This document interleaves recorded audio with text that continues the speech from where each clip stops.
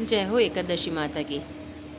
आज कामदा एकादशी व्रत कथा, श्रावण मास कृष्ण पक्ष की। युधिष्ठिर ने पूछा, भगवान आप मुझे श्रावण मास के कृष्ण पक्ष की एकादशी का विस्तार कथा सुनाइए। इस एकादशी का नाम तथा उसकी विधि क्या है, उसमें कौन से देवता की पूजा होती है। श्री कृष्ण भगवान बोले, हे राजन, मैं एकादशी की कथा कहता हूँ, सुनो। एक समय इस एकादशी पावन कथा को ब्रह्मा जी ने नारद जी से कहा था। नारद जी ने पूछा, भगवान आज मेरी श्रावण महीने की कृष्ण पक्ष की एकादशी की कथा सुनने की इच्छा है, अतः आप एकादशी की व्रत कथा का विधि सहित सुनाइए। ब्रह्मा जी ने कहा, नारद तुमने मुझसे ये अत्यंत सुंदर प्रश्न किया है, अब आप ध्यान लगाकर सुनिए।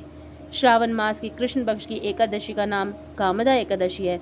इस एकादशी की कथा सुनने से ही वाजपेय यज्ञ का फल मिलता है। कामदा एकादशी के व्रत में शंख चक्र गदाधारी विष्णु भगवान की पूजा की जाती है।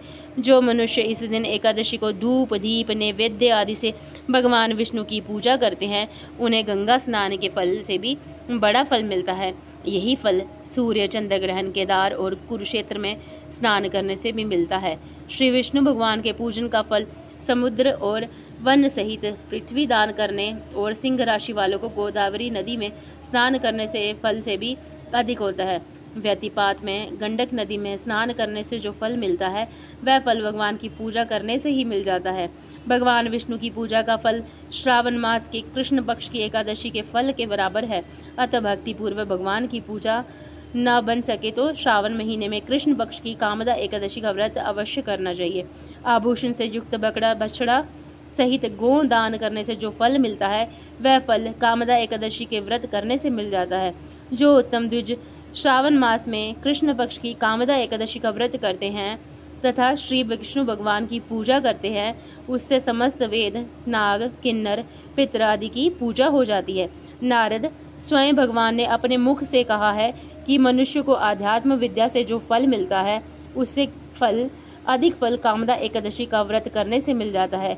इस व्रत को करने से मनुष्य अंतिम समय अनेक दुखों से युक्त यमराज तथा नरक के दर्शन नहीं करता है। कामदा एकादशी के व्रत तथा रात्रि में जागरण से मनुष्य को कुयोनि नहीं मिलती है और अंत में वह स्वर्ग लोक को जाता है।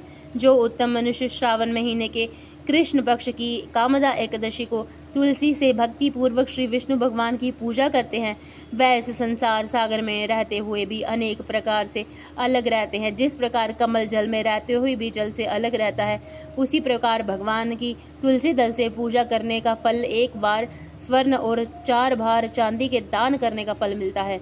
श्री विष्णु भगवान रत्न मोती मणि आभूषण आदि की अपेक्षा तुलसी दल से अधिक प्रसन्न होते हैं। जो मनुष्य भगवान की तुलसी दल से पूजा करते हैं, उनके समस्त पाप नष्ट हो जाते हैं। नारद, मैं स्वयं भगवान की अत्यंत प्रिय श्री तुलसी जी को नमस्कार करता हूँ।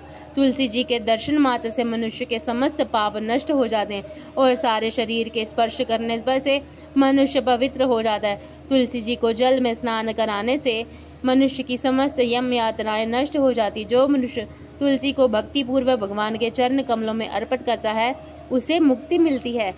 और जो मनुष्य एकादशी के दिन भगवान के सामने दीप जलाते हैं, उनके पितर स्वर्गलोक में सुधा का पान करते हैं। जो मनुष्य भगवान के सामने घी या तिल के तेल का दीपक जलाते हैं, उनको सूर्यलोक में भी सहस्रों दीपों का प्रकाश मिलता है। इस व्रत के करने से ब्रह्म हत्या ब्राह्मण हत्या आदि सभी के पाप नष्ट हो जाते हैं। और जो मनुष्य इस व्रत को करते हैं, वह इस लोक में सुख भोग कर अंत में विष्णु लोक को जाते हैं। इस कामदा एकादशी के व्रत के महामात्य के श्रवण एवं पठन से मनुष्य स्वर्ग लोक को जाता है। इस कथा का सार ये है, भगवान विष्णु सर्वोपरि हैं। वह अपने भक्तों की निश्चल भक्ति से सहज ही प्रसन्न हो जाते हैं। तुलसी जी भगवान विष्णु की प्रिया है। भगवान हीरे मोती सोने चांदी से इतने प्रसन्न नहीं होते हैं जितनी प्रसन्नता उसे तुलसी अर्पण करने पर होती है। बोलिए लक्ष्मी नारायण भगवान की जय। कथा समाप्त।